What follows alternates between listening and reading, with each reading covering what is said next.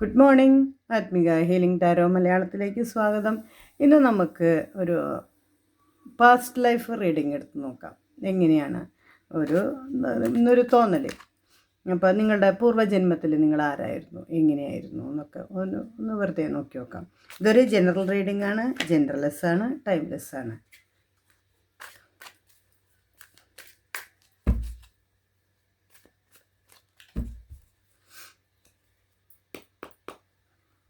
നമുക്ക് നോക്കാം നിങ്ങൾ ആരൊക്കെയായിരുന്നു. Queen of swords, 8 of pentacles, queen of pentacles,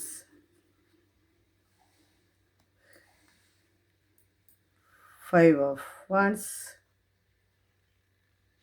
4 of swords, sun. നിങ്ങൾ കഴിഞ്ഞ ജന്മത്തിൽ ഭയങ്കര അധികാരമുള്ള ഒരു വ്യക്തിയായിരുന്നു. കമാൻഡ് ചെയ്യാൻ പവറുള്ള ഒരായുധം, ഒരു പടത്തലവന് അങ്ങനെ എന്തെങ്കിലും ഒരു ആളായിരിക്കും. ആയുധം വെച്ച് കൈകാര്യം ചെയ്തിരുന്ന ഒരാൾ, അങ്ങനെ ഒരു പവർഫുള്ളായ ഒരു ആളായിരുന്നു. ഇത് അങ്ങോട്ടും ഇങ്ങോട്ടും കൊടുക്കട്ടെ, ആണായാലും പെണ്ണായാലും.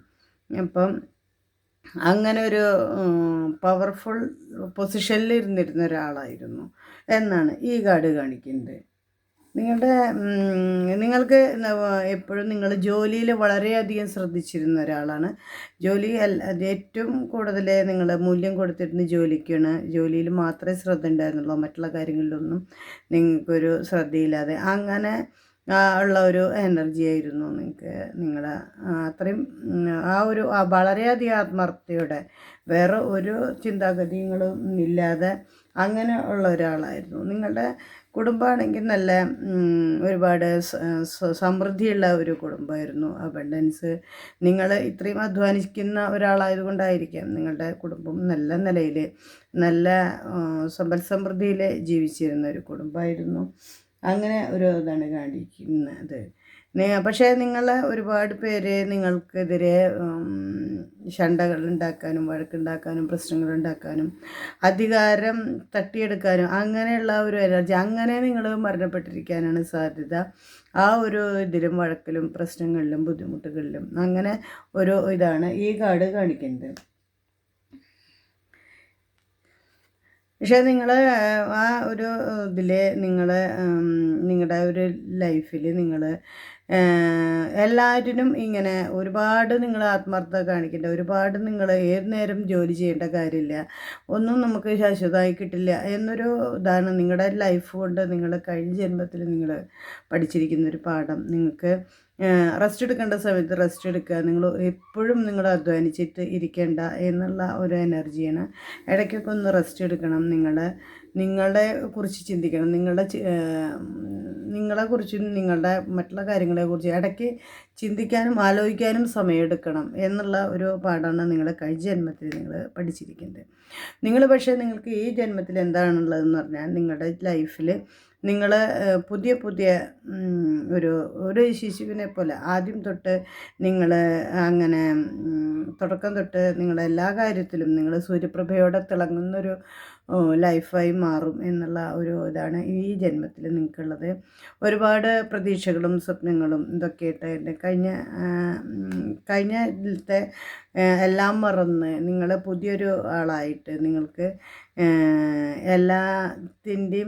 എല്ലാ ഇതും ആസ്വദിക്കാനും ജീവിതം ആസ്വദിക്കാനും എല്ലാ തരത്തിലും ആസ്വദിക്കാനുള്ള തുറന്ന മനസ്സോടെയുള്ള ഒരു ജീവിതമായിരിക്കും.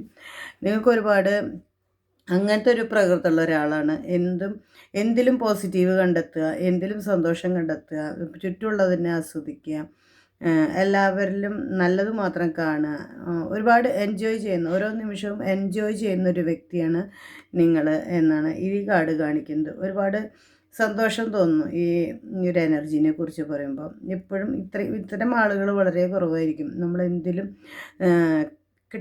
എന്തിലും അതിൽ ഒരു പോസിറ്റിവിറ്റി കണ്ടെത്തുക, അതിലൊരു സന്തോഷം കണ്ടെത്തുക, അതിന് താങ്ക്സ് പറയുക, അങ്ങനെയൊക്കെ ഒരു നല്ലൊരു വ്യക്തിയാണ് നിങ്ങൾ എന്നാണ് ഈ കാർഡ് കാണിക്കുന്നത്.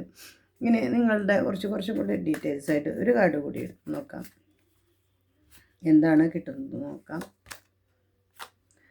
10 ഓഫ് കപ്സ് ആണ്. നിങ്ങൾ സ്വസ്ഥമായിട്ട് നിങ്ങൾക്ക് ഒരുപാട് സമാധാനത്തിൽ നിങ്ങൾ വേറെ ഒന്നിനും കൂടുതൽ ഇതാക്കുന്നില്ല. സ്വസ്ഥമായിട്ട് സമാധാനമായിട്ട് കുടുംബത്തിൻ്റെ ഒരു ഐക്യം, കുടുംബത്തിൽ എല്ലാവരും കൂടി ഒത്തുചേർന്നുള്ള ആ ഒരു സന്തോഷമാണ് നിങ്ങൾ ഒരുപാട് ആഗ്രഹിക്കുന്നത്. അങ്ങനൊരു വ്യക്തിയുടെ എനർജിയാണ് ഇന്ന് കണക്റ്റ് ആയിട്ടുള്ളത്. നമുക്കൊരു ഒറക്കിൾ മെസ്സേജ് കൂടി നോക്കാം. എന്താണ് യൂണിവേഴ്സ് നിങ്ങളോട് പറയുന്നത്?